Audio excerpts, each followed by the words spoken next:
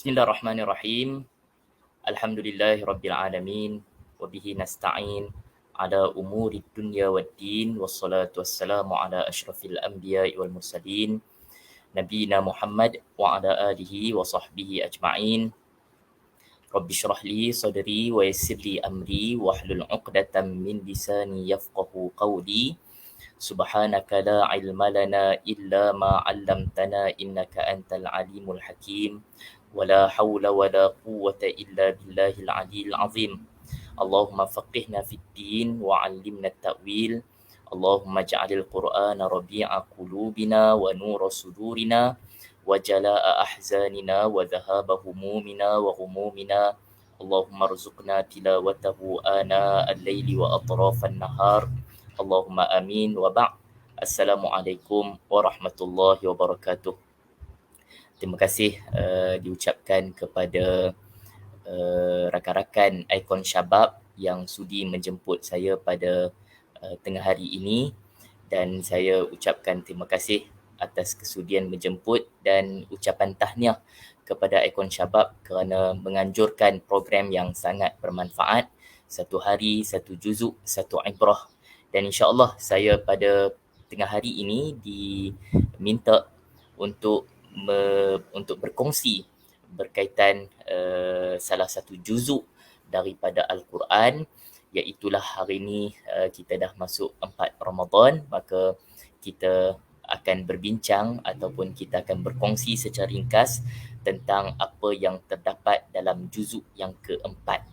Dan tuan-tuan sidang yang mendengar pada tengah hari ini, juzuk yang keempat terkandung di dalamnya dua surah, iaitu surah yang pertama surah Ali Imran, yang kedua maksud saya sebahagian daripada surah Ali Imran, dan sebahagian lagi dalam surah An-Nisa.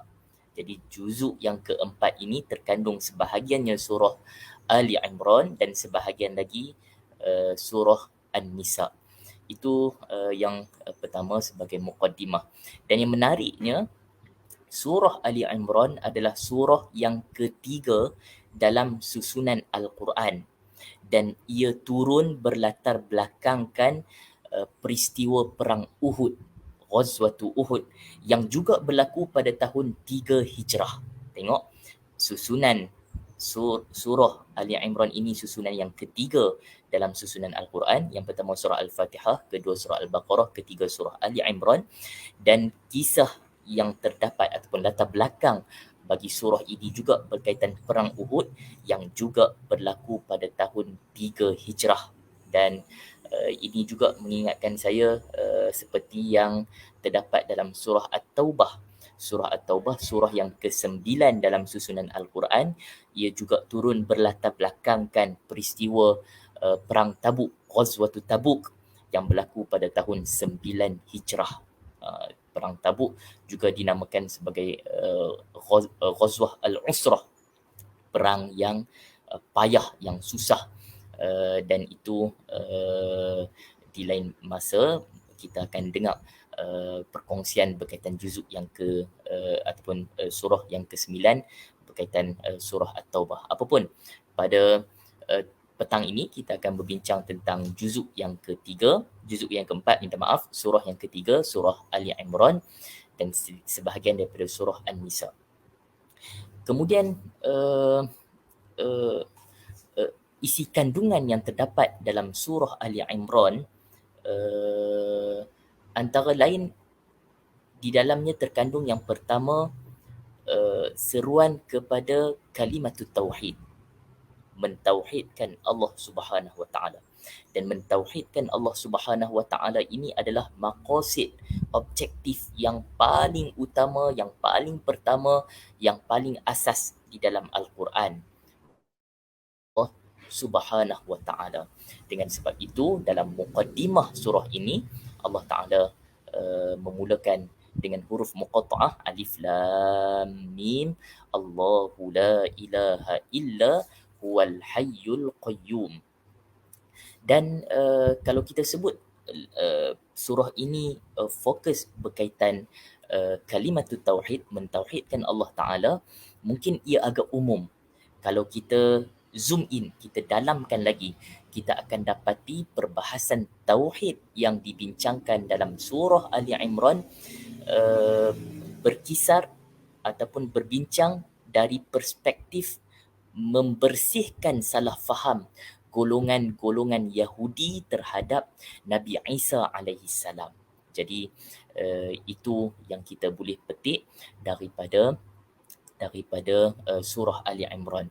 Dan kita akan dapati ayat-ayat berkaitan Nabi Isa alaihi salam, inna mathala Isa indallahi kamathali Adam, itu ada dalam surah Ali Imran. Jadi mengkritik orang-orang Yahudi, i'tiqad orang-orang Yahudi terhadap Nabi Isa alaihi salam. Itu yang pertama. Yang kedua, surah Ali Imran juzuk yang keempat ini juga mempertengahkan kepada kita poin berkaitan tauhid al-kalimah. Matlamat yang pertama tadi kita sebut kalimat tauhid, yang kedua tauhid al-kalimah, mempersatukan umat Islam, mempersatukan mereka yang mengesakan Allah Subhanahu Wa Taala. Dan ini kita akan dapati dalam juzuk yang keempat. Allah Subhanahu Wa Taala berfirman, ya ayyuhallazina amanu taqullaha haqqa tuqatih wa la tamutunna illa wa antum muslimun. Wahai mereka yang telah beriman, bertakwalah kepada Allah. Ittaqullah, bertakwalah kepada Allah, dengan maksud tauhidkan Allah, esakan Allah, berimanlah bahawa Allah ini Tuhan yang maha tunggal, dan berlepas dirilah daripada segala jenis syirik dan kufur. Ya ayyuhallazina amanu taqullah haqqa tuqatih, dengan sebenar-benar ketakwaan, dan jangan wala tamutunna illa wa antum muslimun, jangan sesekali kamu mati melainkan kamu sebagai orang Islam. Jadi ayat itu perintahkan kita untuk mentauhidkan Allah, perintahkan kita untuk hidup sebagai orang Islam, dan jangan mati melainkan kita mati sebagai orang Islam. Ayat itu sambung. Apa sambungannya? Berkaitan tauhid al-kalimah. Wa'tasimu bihablillahi jami'an wala tafarraqu. Berpegang teguhlah sekalian kamu dengan tali Allah, dengan Al-Quranul Karim. Berpegang teguhlah dengan tali Allah Subhanahu Wa Taala, dengan agama Allah Subhanahu Wa Taala. Seolah-olah, tengok perkataan yang digunakan, tali Allah. Seolah-olah manusia ni berada di lereng-lereng bukit, hampir-hampir saja mereka nak tercicir, jatuh, gelincir daripada tempat yang berbahaya.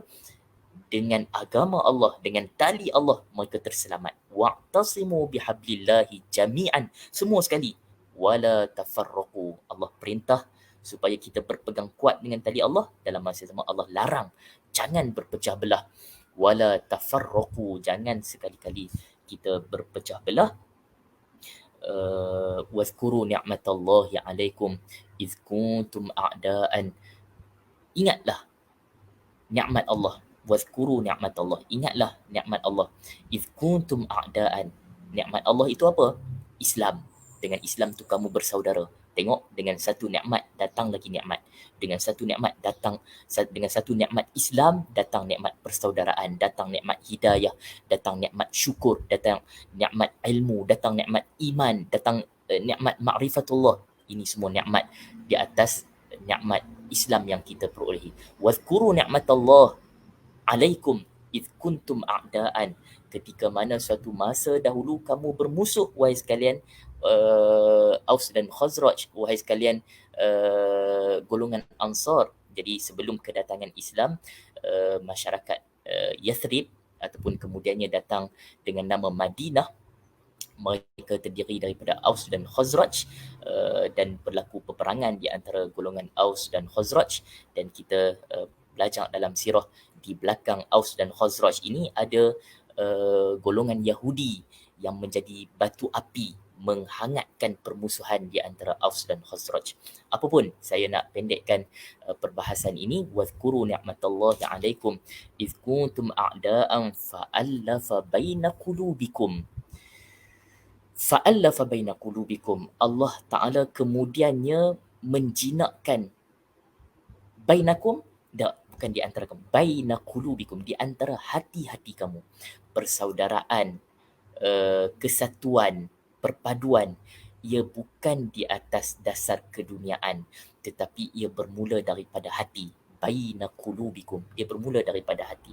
Jadi hati yang bersih, hati yang kuat berpegang dengan janji Allah Subhanahu Wa Taala, kuat berpegang dengan perintah Allah Subhanahu Wa Taala dan beriltizam untuk meninggalkan segala larangan Allah Taala. Hati yang macam ini akan saling tertaut antara satu sama lain. Wadhkuru ni'matallahi 'alaikum idh kuntum a'da'an fa'alafa baina qulubikum fa asbahtum bi ni'matihi ikhwana, sampai habis ayat.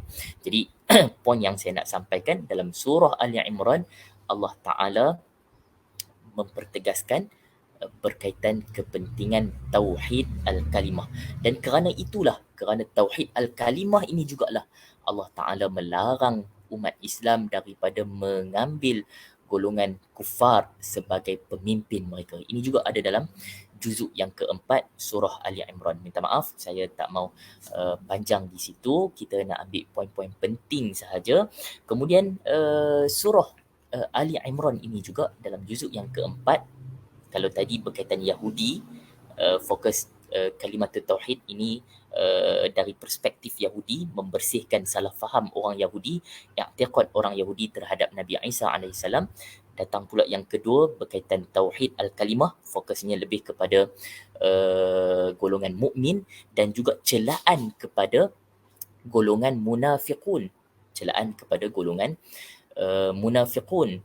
Dan ini kita akan dapati ketika mana Al-Quran sedang memberikan motivasi, memberikan ketenangan kepada tentera orang-orang mukmin yang berjihad fisabilillah dalam Ghazwat Uhud.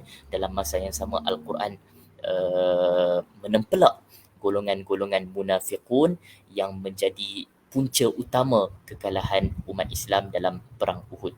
Kemudian pada akhir surah Ali Imran, Allah Ta'ala bawakan kepada kita ciri-ciri orang mukmin, dan ini dimulai dengan ayat inna fi khalqis samawati wal ard wa ikhtilafil laili wan nahar la ayatin li ulil albab, sampai habis ayatnya. Okey, jadi itu isi kandungan surah Ali Imran yang kita dapat petik. Kemudian latar belakang surah Ali Imran ini, pertamanya kita sedia maklum bahawa surah Ali Imran adalah salah satu surah madaniyah. Iaitu surah yang turun dalam suasana dakwah baginda Nabi SAW di Madinah setelah daripada hijrah Rasulullah SAW daripada Mekah ke Madinah.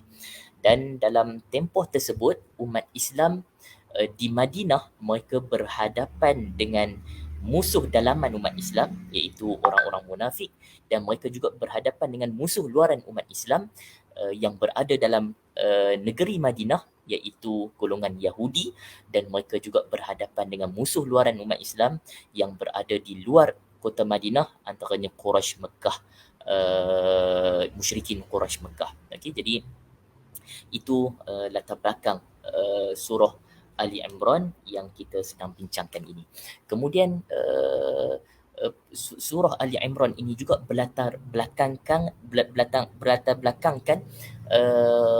peristiwa Ghazwatu Uhud, perang Uhud yang kita sebutkan tadi. Dan kita dapati dalam Ghazwat Uhud, salah satu perkara yang penting ketika kita membaca Al-Quran dan membantu kita dalam mentadabbur Al-Quran adalah dengan kita mengetahui sirah Nabi SAW. Jadi ketika kita membaca Al-Quran, mesti hadir dalam kepala kita perjalanan dakwah baginda Nabi SAW selama 23 tahun, 13 tahun di Mekah dan 10 tahun di Madinah. Dan lebih eloknya kita tahu apa yang berlaku secara tahun demi tahun kepada Nabi SAW.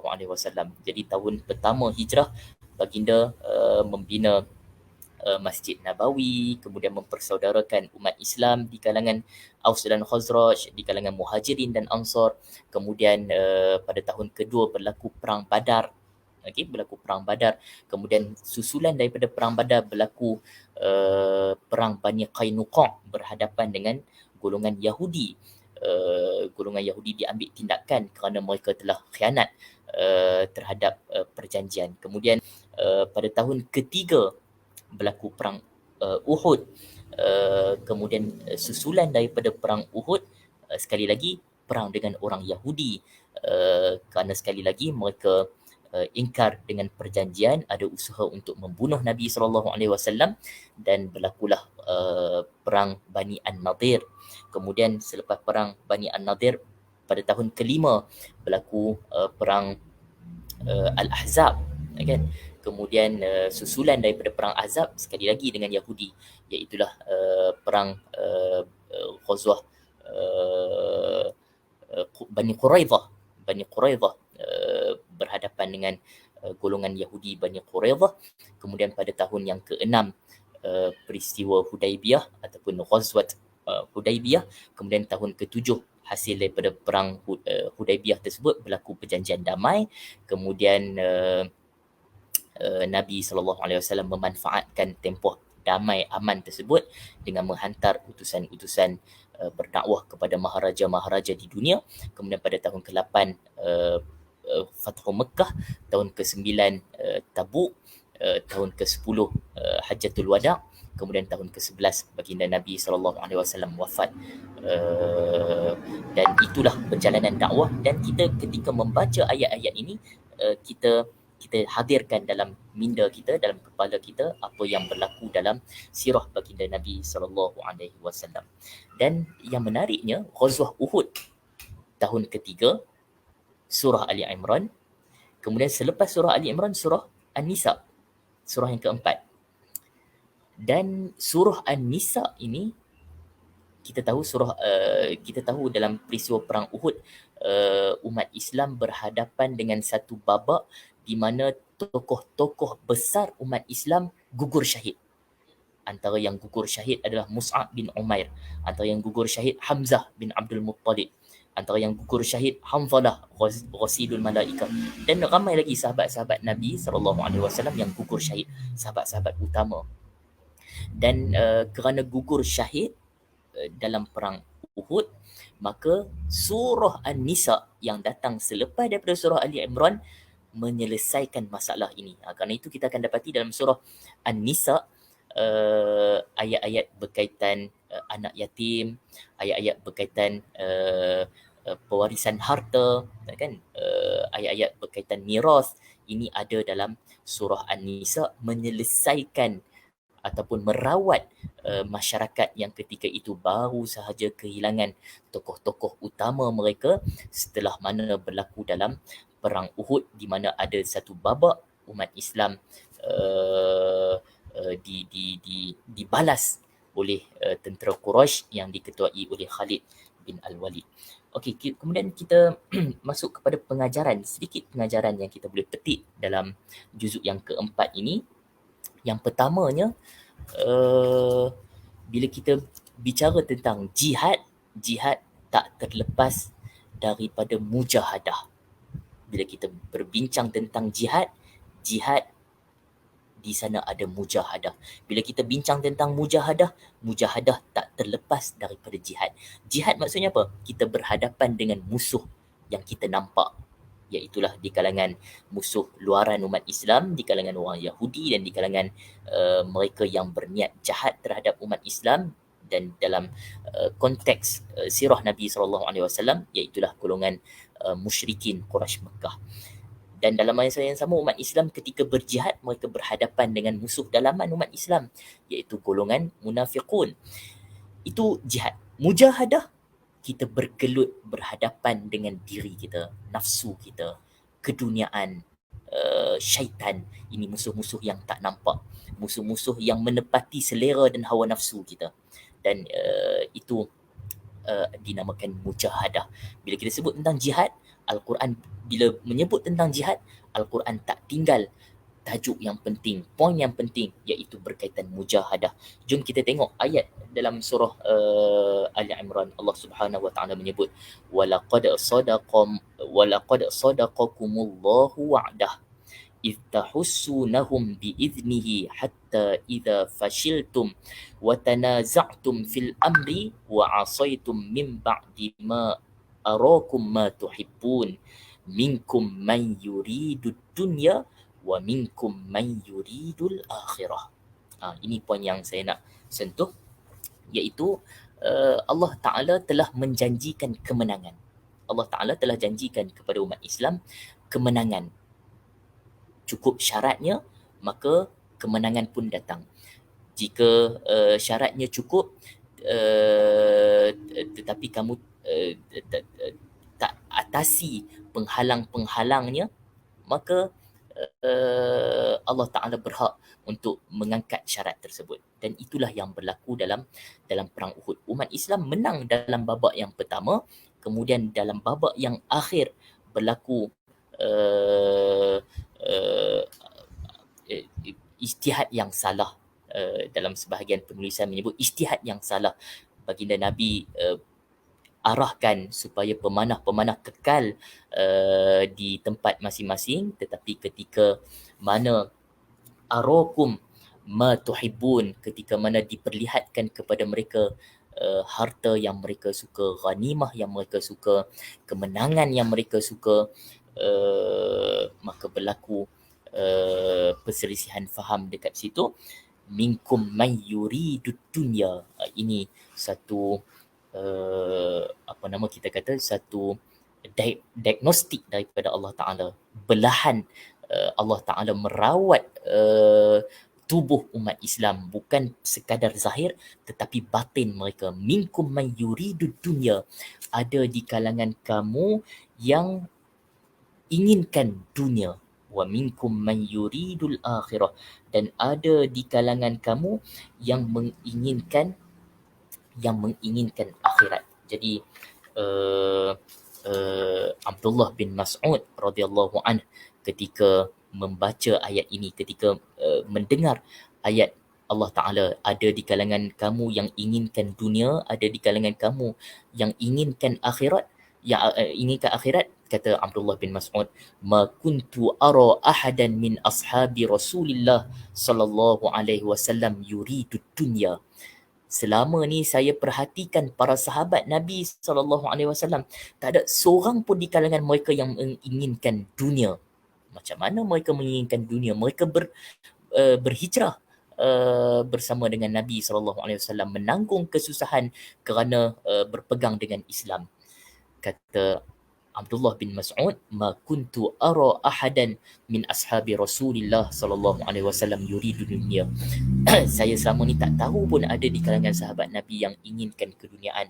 Hatta nazala fina yauma Uhud, sehinggalah turun pada kami hari ini ketika mana perang Uhud ayat ini, minkum man yuridud dunya wa minkum man yuridul akhirah.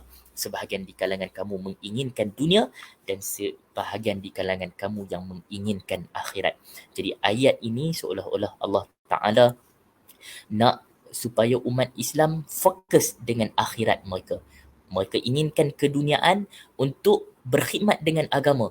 Tak ada masalah. Tapi jangan sampai kamu bercanggah dengan perintah Nabi sallallahu alaihi wasallam. Dan ini menjadi dalil bagi sebahagian orang celaan terhadap takwilan yang fasid.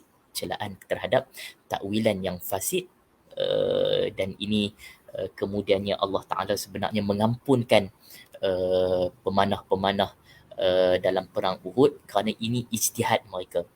Dengan sebab itu ayat itu kemudian menyebut walaqad afa ankum, sesungguhnya Allah telah memaafkan mereka, tak ambil tindakan terhadap mereka.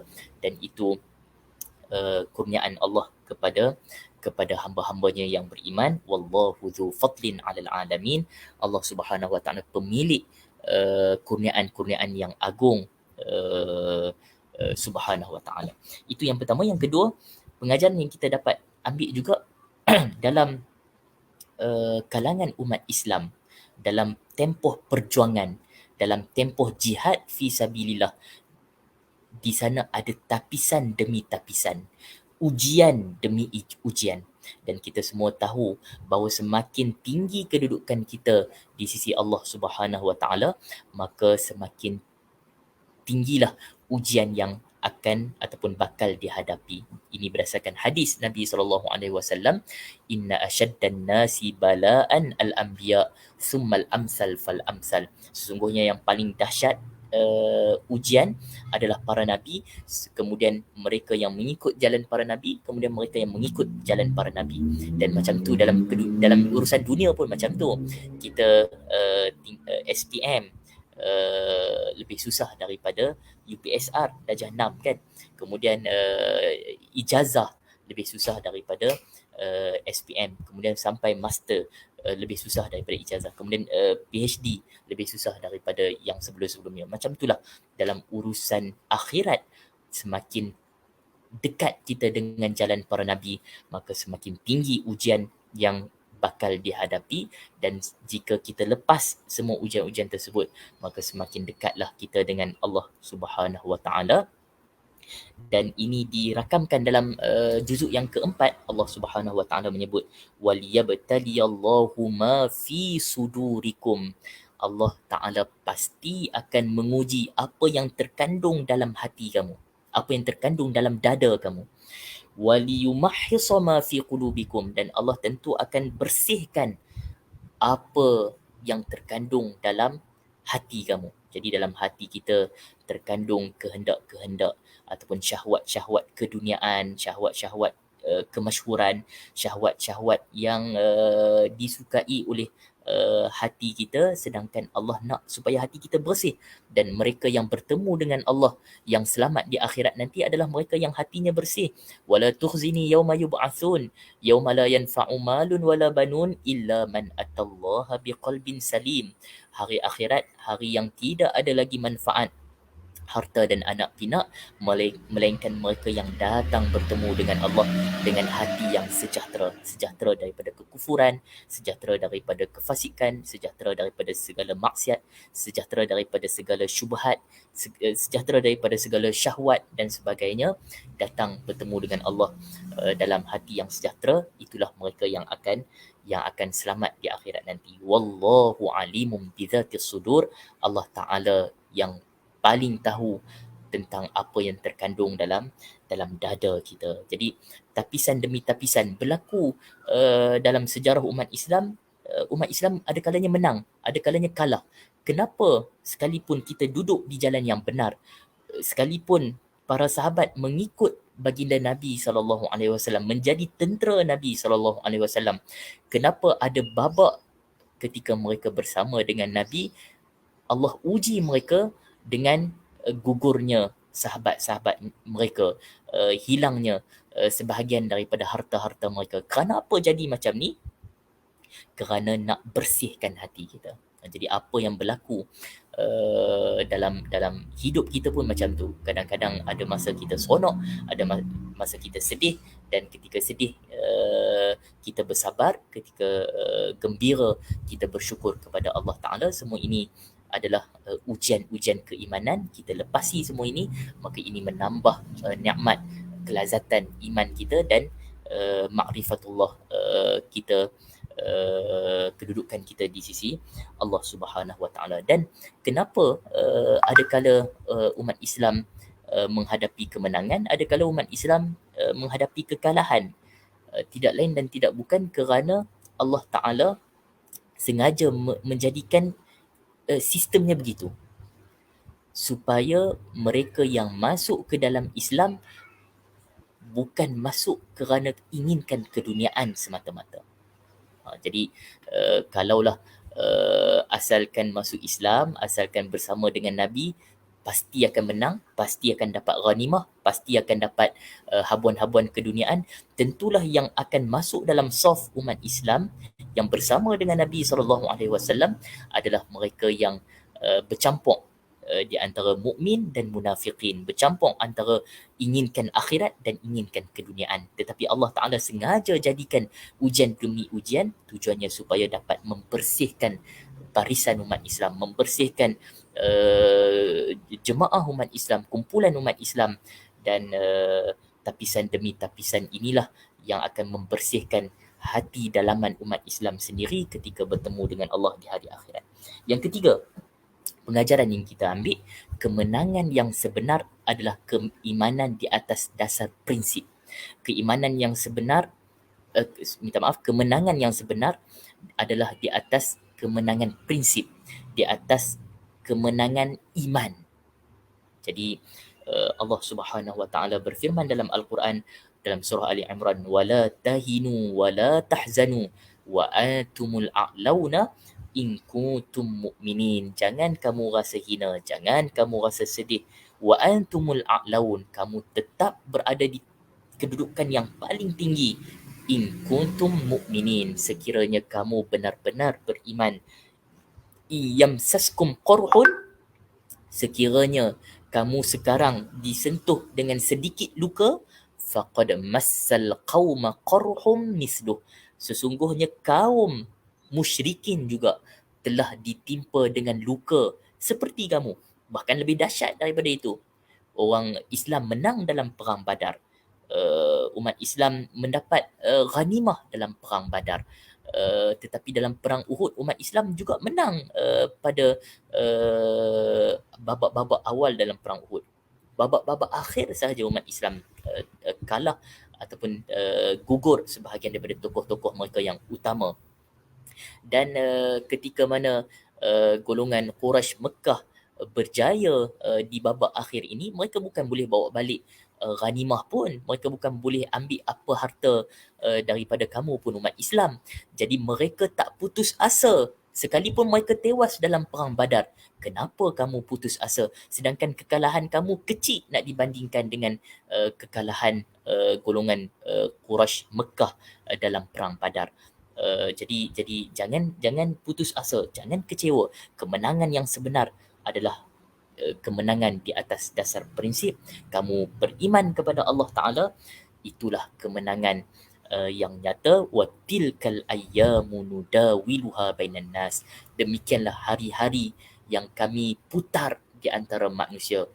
Ada masa kita menang, ada masa kita berada di bawah, ada masa kita merasai kelazatan kemanisan, ada masa kita merasai kepahitan. Dan itu kalau nak sihat pun macam tu, betul tak? Ada masa kita makan makanan yang manis, ada masa kita makan ubat. Pahitlah sikit ubat tu, tapi itu adalah ubat. Itu adalah penawar bagi segala penyakit yang ada dalam hati kita. Dan antara pengajaran lain juga yang kita dapat dalam peristiwa perang Uhud ini, Allah Subhanahu Wa Taala mempersiapkan umat Islam satu tempoh, suatu hari di mana umat Islam akan menghadapi hari kewafatan baginda Nabi sallallahu alaihi wasallam. Jadi dalam perang Uhud, Allah Subhanahu Wa Taala menyebut wama Muhammadun illa rasul, tidaklah Nabi Muhammad itu melainkan seorang rasul. Qad khalat min qablihi rusul, sebelum Nabi Muhammad ini telah datang rasul-rasul sebelum baginda. Afa immata au qutilan qalabtum ala aqabikum wa man yanqalib ala aqibaihi falan yadurrallaha syai'a wa sayajzillahu syakirin. Adakah kerana matinya Rasulullah, wafatnya Rasulullah, au qutila, ataupun kalau dia dibunuh, Rasulullah dibunuh, inqalabtum ala aqabikum, adakah kerana dengan matinya, wafatnya Rasulullah dan terbunuhnya Rasulullah, kamu nanti akan berpatah balik, tak mau lagi menyebarkan Islam, patah balik kepada kekufuran.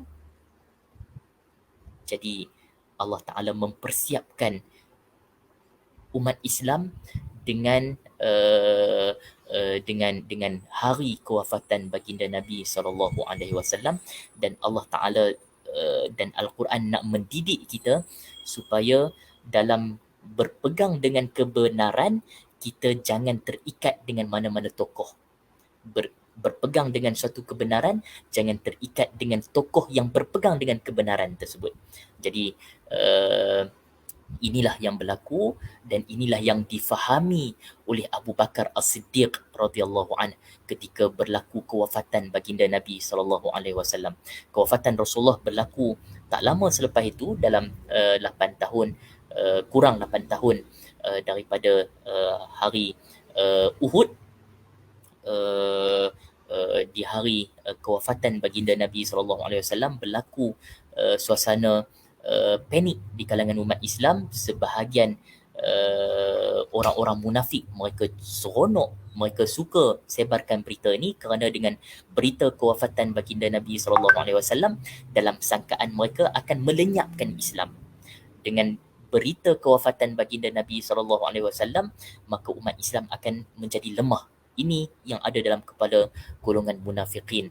Sampaikan Umar Al-Khattab bertegas dalam isu ni, siapa yang sebut macam tu, aku akan pancung dengan pedangku.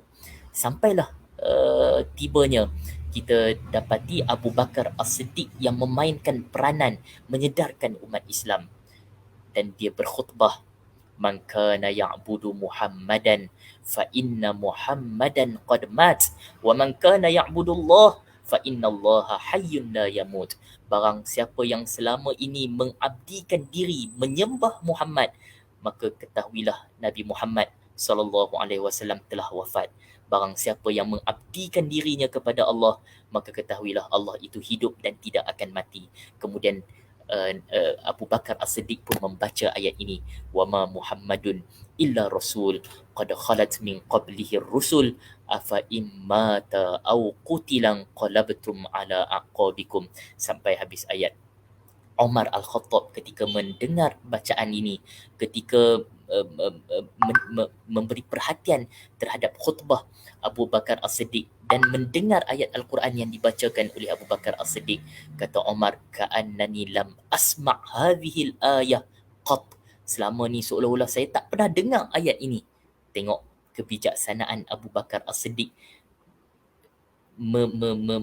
menggandingkan ayat Al-Quran dengan peristiwa, dengan waqi', dengan realiti. Jadi Umar Al-Khattab bukan tak pernah baca ayat ni, dia pernah baca, tetapi kerana hebatnya, ketinggian istinbat Abu Bakar As-Siddiq mentatbik, mengaplikasikan, merealitikan, membumikan ayat Al-Quran tadi dengan realiti dan suasana semasa, menyebabkan tersedak Umar Al-Khattab daripada